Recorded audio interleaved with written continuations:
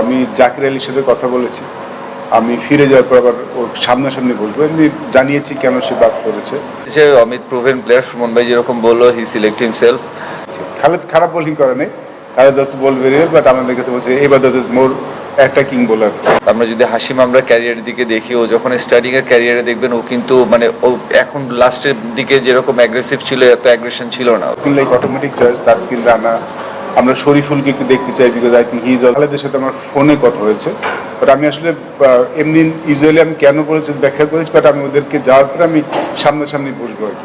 দেখেছেন আপনার একজন নতুন ওপেনার কিন্তু আমরা নিয়েছি যে এই দলে, সেটা কিন্তু একটা অনেকটা পরিকল্পনার অংশ। বোলিং সাইডটা ইজ ওকে, আমার মনে হয় বোলিং সাইডটা এখন বাংলাদেশের 20টা উইকেট নেওয়ার মতো সামর্থ্য আছে। কিন্তু আমাদের এখানে আসলে আলোচনাটা বেশি হয়েছে খালেদ আর ইবাদতকে নিয়ে, because Taskin like automatic choice, Taskin Rana, আমরা শরীফুলকে একটু দেখতে চাই, because I think he is also good asset, can B a very good asset test match, ভালো বোলিং করছে।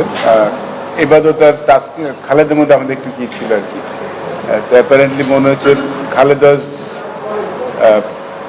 অনেক মানে লাইন লেন্থে মেনটেন করতে পারে, বাট ইবাদত ইজ মোর অফ উইকেটিং অপশনস, তো আমরা ওই দিকে গিয়েছি। খালেদ খারাপ বোলিং করে নাই, Khaled also ball very well, but আমাদের কাছে বলছে ইবাদত is more attacking bowler.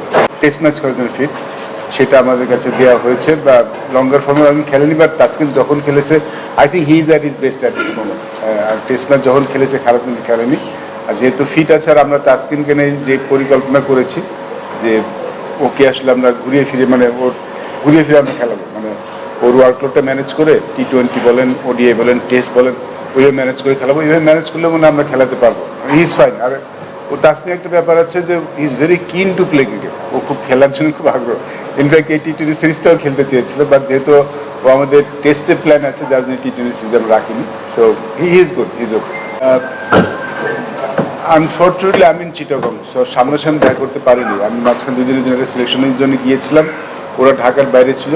So আমি জাকির আলীর সাথে কথা বলেছি, আমি ফিরে যাওয়ার পর আবার ওর সামনাসামনি বলবো, এমনি জানিয়েছি কেন সে বাদ করেছে।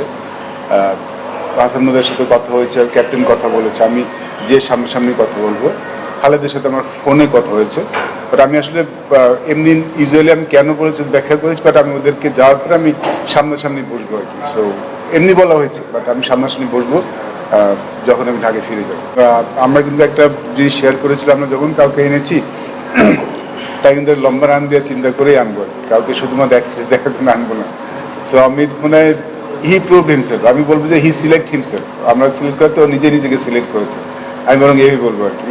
কারণ আপনি যদি পারফরমেন্স দেখেন, নিজে কনসিস্টেন্ট পারফরমেন্স, মানে কঠিন সময় রান করেছে, ভালো সময় রান করেছে, তো এই ধরনের ক্রিকেটে আসলে যখন দল নিতে পারি তখন ভালো লাগে। আই থিঙ্ক হি হ্যাজ আবার একটা ভালো ফিউচার আছে। অবশ্যই আমাদের এখন পর্যন্ত টেস্ট চ্যাম্পিয়নশিপ যতগুলি খেলেছি, ঠিক গর্ব করে বলতে পারবো না যে আমরা এই বছরটা খুব ভালো খেলেছি। আমাদের প্ল্যান অবশ্যই যে এই যে টেস্ট সিরিজ যেটা শুরু হলো, চ্যাম্পিয়নশিপ শুরু হলো, এই বছরটাতে আমরা ভালো করতে পারি। ভালো করতে পারা মানে আর ভালো করার মানে আমরা তো এর আগে খুব একটা ভালো করিনি, তার আগে একটু যেন এগোতে পারি, আর নিজেদেরকে একটু উপরের দিকে নিয়ে আসতে পারি, সেটা প্ল্যান নিয়ে এগোচ্ছে। সেটা করার জন্য হয়তো আমরা ডিফারেন্ট ফরম্যাটে ক্রিকেটও খেলতে পারি, কারণ আমরা এক ধরনের ক্রিকেট খেলে আসছি, একটু অ্যাটাকিং ক্রিকেটের দিকে আমরা যেতে পারি। দেখেছেন আপনার একজন নতুন ওপেনার কিন্তু আমরা নিয়েছি যে এই দলে, সেটা কিন্তু একটা অনেকটা পরিকল্পনার অংশ। ইটস নট দ্যাট যে এখনই শুরু হবে, বাট এটা লং টার্ম পরিকল্পনার অংশ হিসেবে কিন্তু এসছে। আমার মনে হয় যে আমরা খুবই, আমি এর আগে বলেছি, মেনশন করেছি যে আমাদের বোলিং সাইডটা ইজ ওকে। আমার মনে হয় বোলিং সাইডটা এখন বাংলাদেশের 20টা উইকেট নেওয়ার মতো সামর্থ্য আছে, এটা আগে অতটা ছিল না। আগে ভালো বলার ছিল, কিন্তু এখন আমরা নিয়মিতভাবে 20টা উইকেট নিতে পারি। আমার মনে হয় আবার ব্যাটিং, সেখানে যদি আমরা একটু কনসিস্টেন্ট হতে পারি, আমার মনে হয় এবার টেস্ট চ্যাম্পিয়নশিপ বাংলাদেশ ভালো করবে। সেটা হয়তো ডিফারেন্ট ক্রিকেট আমরা খেলতে পারি, ঠিক বাজ বলের কথা বলছি না, বলবো না, বাট আমরা হয়তো আমাদের খেলার স্টাইলটা একটু চেঞ্জ করতে পারি, সেটা আপনারা হয়তো দেখতে পাবেন আর কি।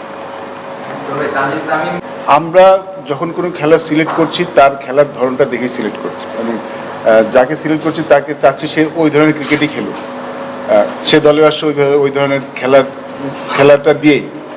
আমরা আমাদের খেলাটা কেমন হবে সেটা পরে ডিসাইড করবো, but it's part of our plan যে আমরা এরকম ক্রিকেট খেলতে পারি। যদি দরকার হয়, আমরা যদি একটু অ্যাটাকিং ক্রিকেট খেলতে চাই, তাহলে আমরা সেরকমভাবে সেরকম খেলার জন্য আমাদের দলে থাকে। অ্যাটাকিং ক্রিকেট খেলতে গেলে আপনি চাইলে তো হবে না, আপনাদের ওই ধরনের প্লেয়ার লাগবে। অন্য দলগুলি যখন খেলে, বিকজ তাদের ওই ধরনের ক্রিকেট খেলার মতো খেলোয়াড় আছে বলে, সো আমরা যদি এরকম খেলার যদি যথেষ্ট থাকে তাহলে ধরুন ক্রিকেট খেলতেই পারি। সো এইটা একটা part of our plan, but দেখা যাক ভবিষ্যতে আমাদের কি হতে পারে। যে অমিত প্রুভেন প্লেয়ার, সুমন ভাই যেরকম বললো, হি সিলেক্ট হিমসেলফ। সো ওর জন্য যে মেসেজ আমাদের কাছে থাকবে, ও যদি ম্যাচ খেলে, যে কোনো লেভেল যখন আপনার আপগ্রেড হবে ওই লেভেলটা অ্যাডজাস্ট করতে একটু সময় লাগে। আমরা যদি হাসিম আমরা ক্যারিয়ারের দিকে দেখি, ও যখন স্টার্টিংয়ের ক্যারিয়ারে দেখবেন ও কিন্তু মানে ও এখন লাস্টের দিকে যেরকম অ্যাগ্রেসিভ ছিল, এত অ্যাগ্রেশন ছিল না ওর।